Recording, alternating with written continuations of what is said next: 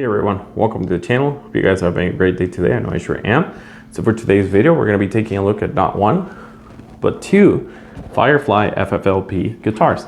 So before we do anything, I think it would be a great idea to see what these sound like straight out of the box with no adjustments whatsoever. Let's check it out.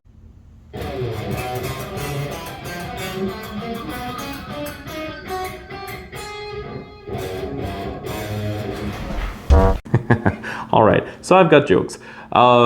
Spoiler alert, you might have to do some work on these if you plan on buying one, but we'll get into that and all the other specifics in just a moment. For now, let's actually see what they sound like and move on from there.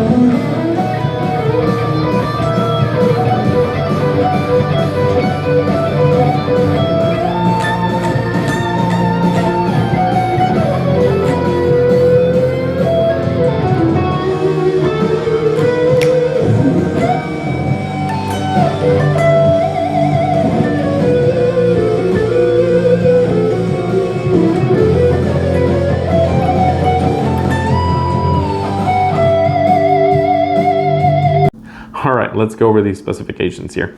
So you've got a mahogany body for both of these, flame maple veneer. As you can see, it looks very nice. 2 humbucker pickups. You've got a 2-nomadic bridge, 2 volumes, 2 tone pots, 3-way position selector switch, 24 3/4 scale length neck, which has 22 medium jumbo frets, a rosewood fingerboard, is this a C-shaped neck? Maybe a D. No, I think it's a C-shaped neck. Definitely thinner than your typical LP style guitar. Very comfortable for sure. You've got a bone nut on both of these. And then you can also see the mother of pearl logo on the headstock. The headstock shape is pretty nice, pretty conventional. The inlays are also mother of pearl as well. And then you can see the back, which shows you the transparent finish on these. It's a set neck. Now, full disclaimer, you might see these and think it's a one-piece body, but it's not. It actually has a veneer on the back as well. And the way I know that is you can actually see the outline for the veneer on the back of the body. And yeah, these have binding, and I think I've covered all my bases. Anyways, before we talk more about these guitars, let's just go over some clean tone tests and some dirty tone tests as well. Let's check it out.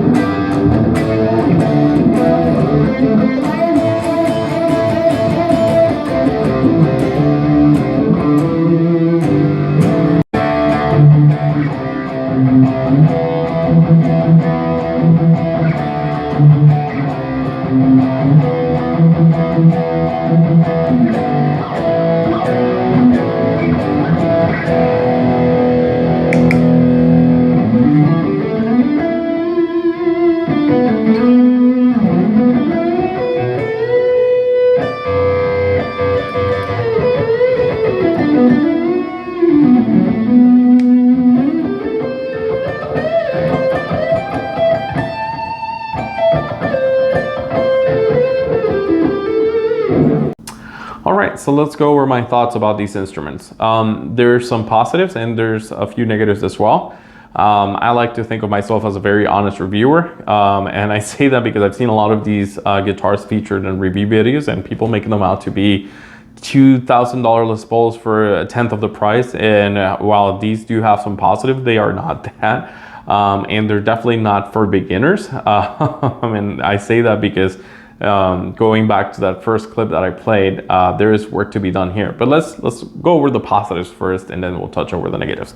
So positives, these guitars are very, very beautiful. They have a flame maple veneer on the top. It's nice arch top. The design is very, very close to the original thing, which I think is part of the reason why these are so popular. There's a lot of single cut guitars that don't look like the real thing, or they deviate too much, or they have too many modern cutaways, and these are more conventional and traditional. So I think that's very appealing to a lot of people.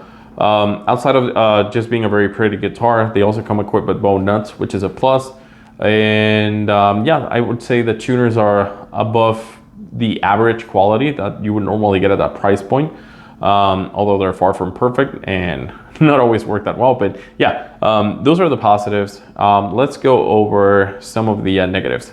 All of these are going to be around quality control, which is kind of like where I guess the Fireflies have their biggest area of opportunity, especially considering that they've gone up in price over the past couple of years.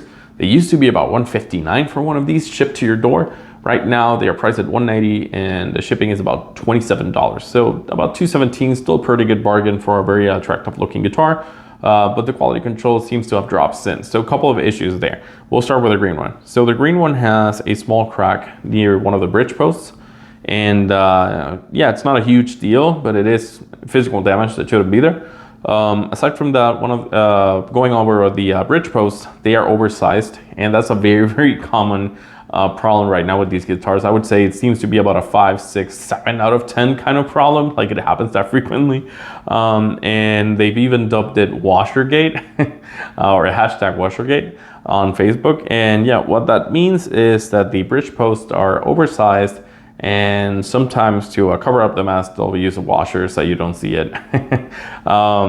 And yeah, the green one is a culprit of that. And aside from the washer issue, which if you're wondering, like, well, what's the problem with that? Like, what does that mean? If it's not a tight snuggle fit, you could have tuning stability issues because the string tension could pull, those posts a little bit further up and detune your guitar. In a very exaggerated scenario, if it's like super loose, then they could come out of place. I don't know if it's so bad that, or if it'll ever be so bad that it'll smack you on the face, but yeah, it's an issue. So just be mindful of that. Although it's not super expensive to get it fixed, it's an easy solve. You could do it yourself as well. Aside from that, going back on the green one, the bow nut was clear coated, which completely defeats the purpose of a bow nut. And it was also cut very poorly. And there was also some glue goop on both the fretboard from where they put the nut, as well as on top of the nut.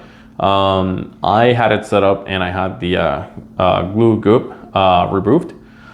Speaking of setup, as you could tell from the first clip, this guitar didn't come set very well. It was unplayable. It had massive fret buzz everywhere. Now, I personally adjusted it and made it a little better, but I wasn't getting exactly where I wanted it to, and I was losing my patience and I didn't have a lot of time. So I took it to a tech, and he did really good work on it. There's still some light buzz on the fifth fret. Jesus, I can't talk today.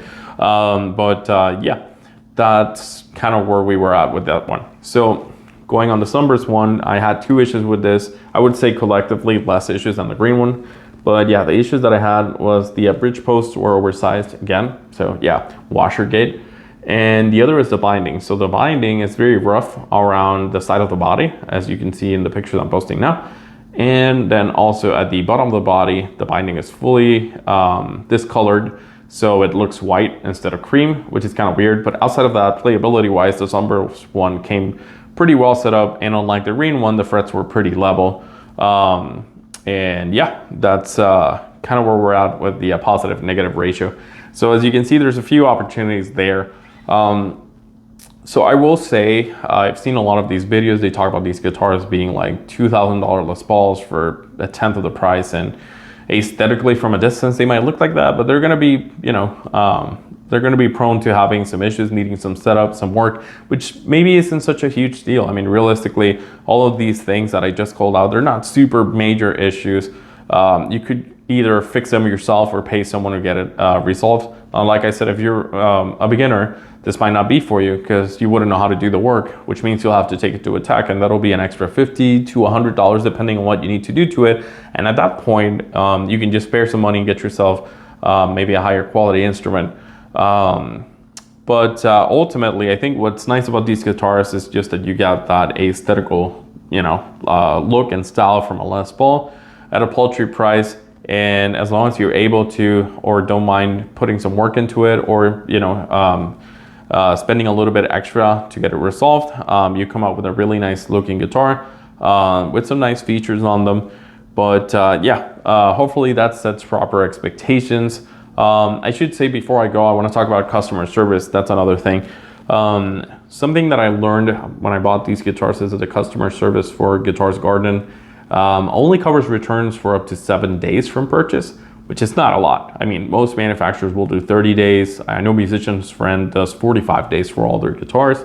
7 days is not a lot of time to figure out there's something massively wrong with your guitar. So again, beginners, be mindful of that. That aside, I will say some positives about the customer service. Well, let me say something else. When I brought up some of the issues I was having to the Guitars Garden customer service department, they were telling me that I could return the guitar and get a refund, but I would have to pay for return shipping, and I wouldn't be paid for the shipping that I paid for when I bought it, which means that you're gonna be out, you know, potentially like 47 bucks or 50 bucks or 60 bucks without a guitar in hand, which kind of really sucks in my opinion.